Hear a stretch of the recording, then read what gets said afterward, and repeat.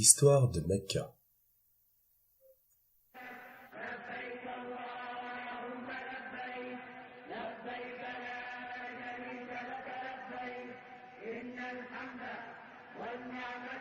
Notre histoire commence avec la ville de la Mecque. Il est dit lorsque Adam et Ève ont été renvoyés du paradis que les deux ont été séparés, avec Ève qui atterrit près de la ville de la Mecque et Adam quelque part en Extrême-Orient. Après plusieurs années à se chercher l'un et l'autre, Adam parvient à trouver son chemin à travers la péninsule arabique jusque la Mecque.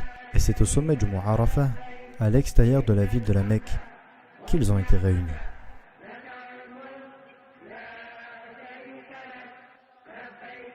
La Mecque est aussi importante parce qu'elle est considérée comme le premier endroit où Allah Jalla wa Ala a été adoré, seul, sans associé.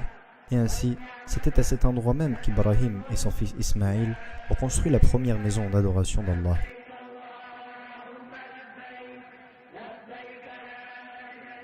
En cet honneur, Allah Jalla wa Ala a construit une structure similaire pour les anges.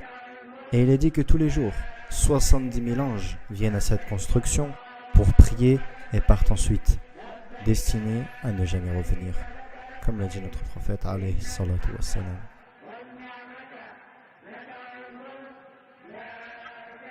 Lorsqu'Ibrahim et Ismaïl ont fini la construction de la maison sacrée, il y avait encore une brique à mettre à sa place. Et ainsi, Ibrahim a envoyé son fils Ismaïl pour trouver une pierre unique qu'il pourra mettre à cet endroit.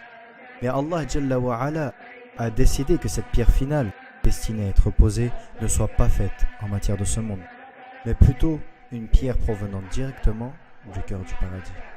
L'ange Jibril alayhi salam rapporta ensuite la pierre à Ibrahim, qui l'a mise en place. Il est dit que lorsque la pierre descendit, elle était d'une couleur blanche pure. Mais à cause des impuretés de ce monde et l'immoralité de l'homme, la pierre commença doucement à décolorer et finalement se changer en noir. Au fur et à mesure du temps, la ville se développe. Les habitants de la Mecque restent fervents monothéistes, adorant un seul et unique Dieu.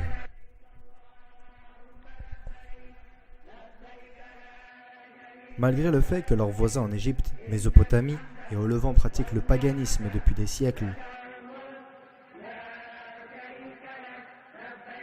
mais tout change lorsqu'un marchand nommé Amr ibn Luhay décida de mener ses affaires à l'extérieur de la Mecque. Alors Amr se dirigea vers le nord jusqu'à atteindre les terres du Levant.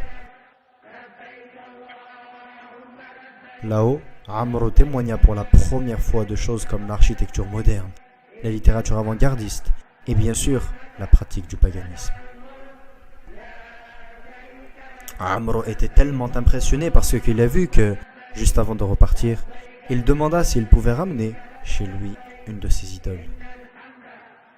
Les gens acceptèrent, et donc Amr prit l'idole et la plaça avec d'autres biens et marchandises dans sa caravane.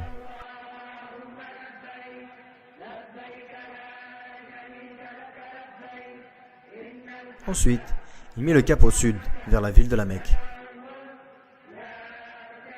Lorsque Amr arriva enfin chez lui, il prit et plaça immédiatement l'idole devant la maison sacrée. Il dirigea ensuite le peuple en leur disant que ceci est désormais le Dieu qu'ils doivent adorer. Tristement, ce concept a fait face à très peu, voire aucune résistance. Et avec le temps, les gens commençaient à adorer de plus en plus d'idoles. Jusqu'à ce qu'il est dit qu'à la fin du 6e siècle, plus de 360 idoles différentes entouraient la maison sacrée à la Mecque.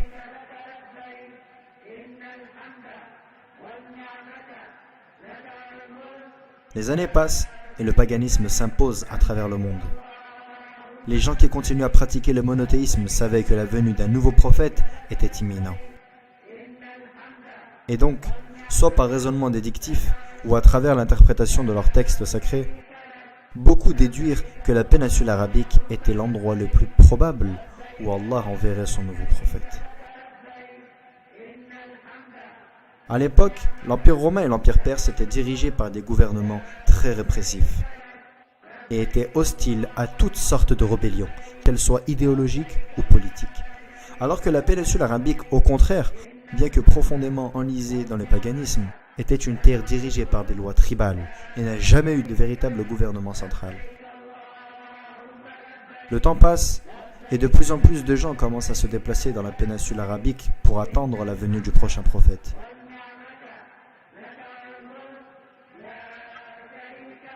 Et ainsi, sur la même terre où l'homme pour la première fois voit un culte à son créateur, et où Ibrahim construisit la première maison d'adoration de Allah seul, c'était là où Allah a destiné son dernier et final messager à apparaître.